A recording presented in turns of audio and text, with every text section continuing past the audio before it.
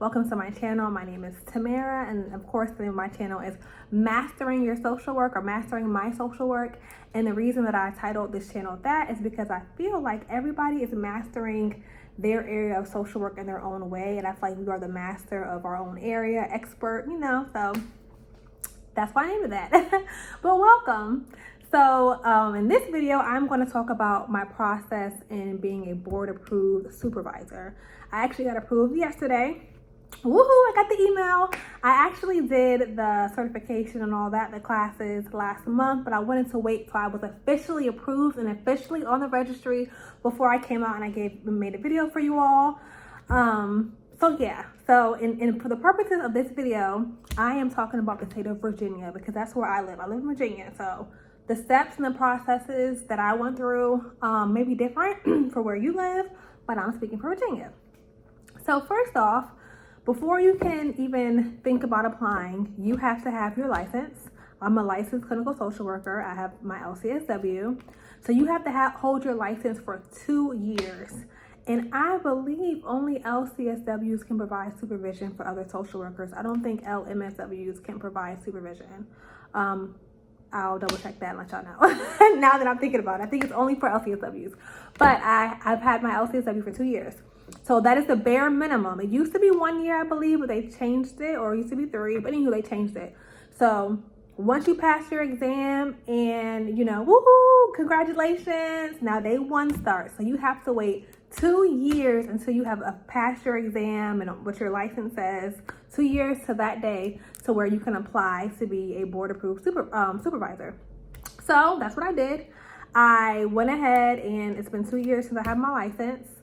I also went ahead and at that 2-year mark, I took my class. So you have to take a class or a course on supervision. There's certain on ethics, being a supervisor. You don't have to take it through like the Board of Social Work. I took it through the NASW, VA chapter to get my certification, my hours that you have to have, but it doesn't have to be from there, but you have to prove it, but I figured, hey, if I have to go through them, go through the board to be approved, why not go ahead and take this class? Which the class that I took was called the Foundations of Supervision. It was a two-day class. It was a Friday and Saturday. The first day, and I started vlogging. I hope I still have some footage. I switched out my phone, so I hope I do have some footage. I got some really good footage the first day. The second day, it was a whole lot going on. It was a Saturday, and it was kind of choppy. But if I have that footage, I will insert it in this video. But the first day, it was from 8 to 5. So it was a little grueling. It was very long, very interesting, very informative. I met with so many different social workers from around the area.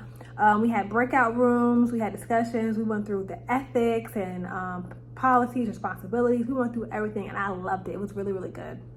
And it was virtual, so you do it from your home.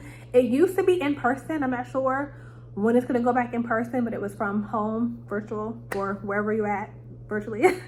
So that was day 1. And then day 2, of course, I think it was from 8:30 to 5 or 8 to 5. Same thing, breakout rooms. If we had any questions, we could ask questions. I think we had like a 45-minute lunch, just depending on how long, how quickly we got through things. So after that, I finished that Saturday.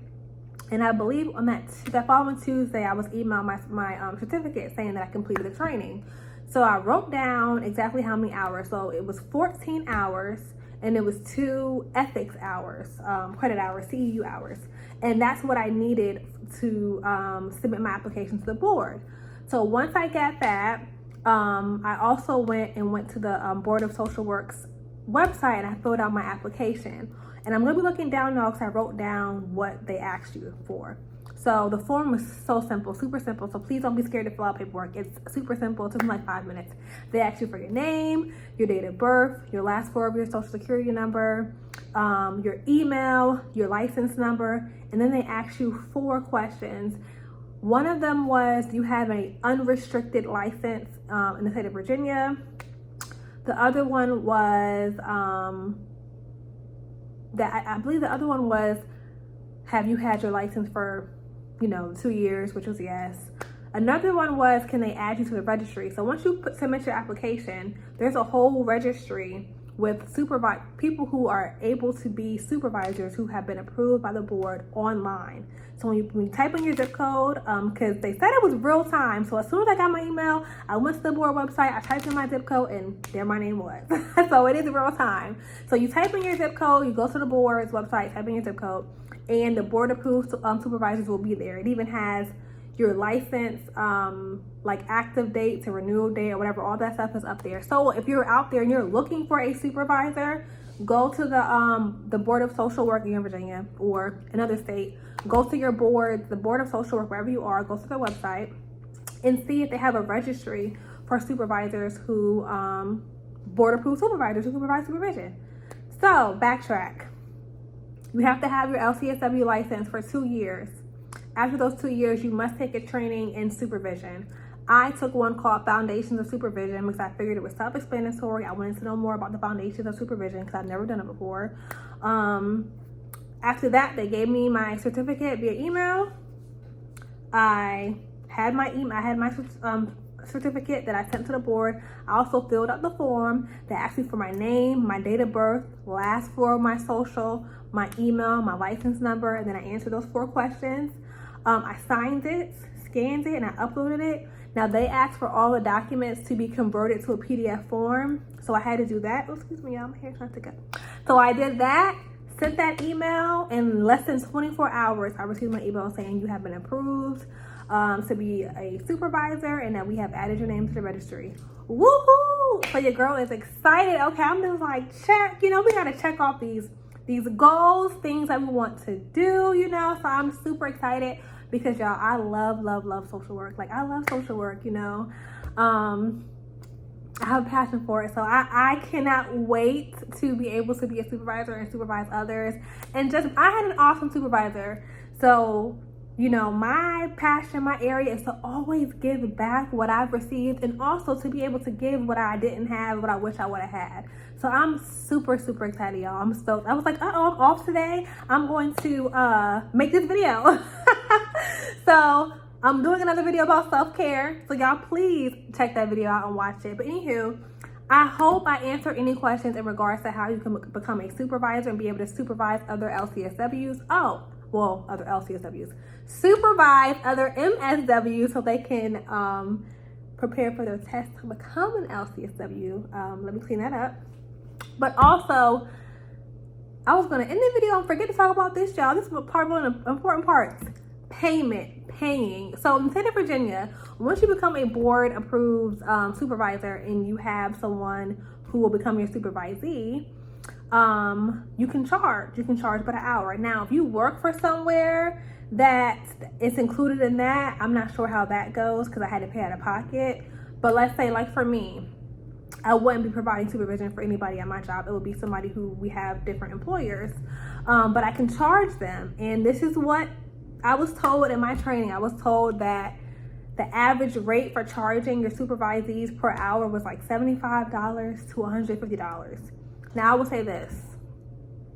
I don't knock anybody, you know, get your money. We got student loans and stuff we gotta pay and bills. I get it. But there's no way I would charge somebody $150 an hour. For me, personally. Now, your price is your price. I understand yesterday's price, not today's price. I got it. But however, for me, I just couldn't do that. I was not charged nothing near that. So I just could not see myself doing that. Almost like, we have to, is it 400 hours? I gotta go back and do that. I'm gonna do a whole video about how many hours and all that stuff. But that's a lot of money. And I just cannot see myself doing that. But that's what she said, 75 to 150. So, you know, but I mean, some people, that's literally all they do is supervision, you know.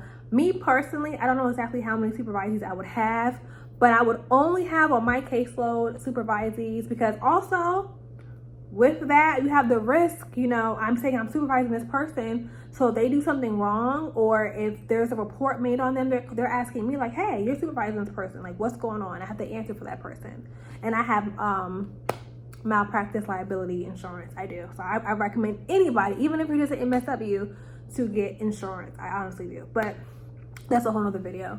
But I personally would not have anybody on my caseload, but anybody that's under me as like a supervisee that I cannot give my undivided attention to, that I feel like I would have to, oh, I got 10 people because I'm charging them $150 and I'm getting all this money and I feel like they're not getting what they need. I'm not gonna do that. So I think right now I might just start off with one, who knows.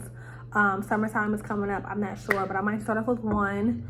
And then go from there. But I'm excited. Like I said, I'm super excited to be able to supervise. Like, woohoo! One step closer. And, you know, for those of you who don't know, please watch my doctoral video. I am a doctoral student. I am getting my doctorate in leadership. So social workers, we can be leaders. We can be the head of and the face of companies. Please don't let people feel like, you know, social workers can't be in leadership positions, because that is not true. Okay? Not true. Anywho, so I hope y'all found this video helpful. If you did, please like, comment, and subscribe. If you all went through the supervision process, how much, if y'all don't mind leaving that in the comment, how much did they charge y'all? Like $150? I feel like it's a little steep, you know, but hey, that's just me. I don't know. But anywho, like I said, thank you all for watching. Please like, comment, subscribe, and I will see y'all later. Bye, y'all.